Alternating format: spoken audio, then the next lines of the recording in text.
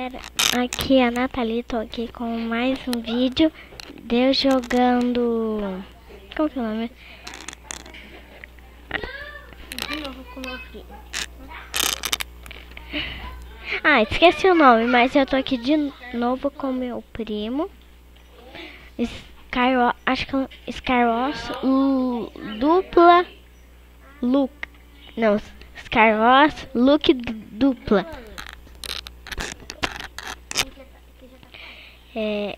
Tofuairo.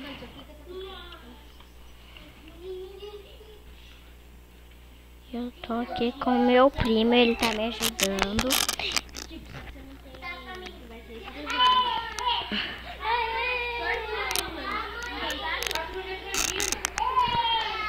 Ó, eu jogo super bem. Ô, gente, ignore os barulhos, porque é dos meus primos.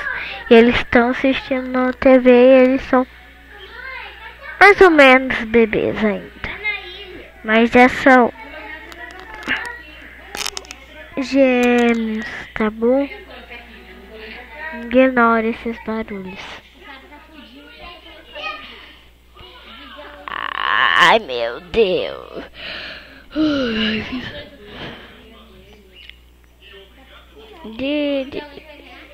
Será que eu vou ganhar? Eu tenho que ganhar, eu tenho que ganhar de um dos...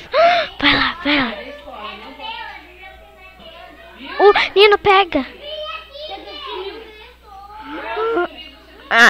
A gente pegou. Ele pegou pra mim, tá bom? Já que eu falei que ele tá me ajudando, ele pegou pra me ajudar. E ele que matou também. Mas agora eu tô jogando agora.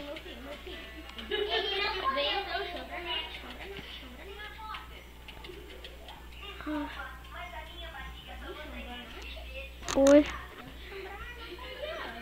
Ai, tomara que eu ganhe. Tô ganhando. Eu vou ganhar. Olha só, tem coisa boa. Veja se eu pegar, ele ainda não... Pega aquela look. Pega look block. Sai coisa boa. Ai. Não, mas às vezes a gente fica com hate. Que é? Uma vaca? Ó, eu tô com muita sorte. Eu sei jogar. Ui, meu Deus. Eles não param de falar. Gêmeos. A gente tá com bastante sorte. A gente podia ficar... Pena que não dá pra pegar o ovo.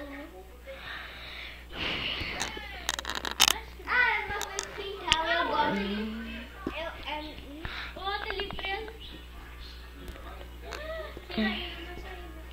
Sem querer ofender, mas eu vou dar uma dica pra vocês. Comprem headset. É muito bom. Que você não precisa de câmera. Também você pode abaixar a Bandicam. Você grava no computador já. Você nem precisa de câmera. Mas daí não te grava. Só grava a tela.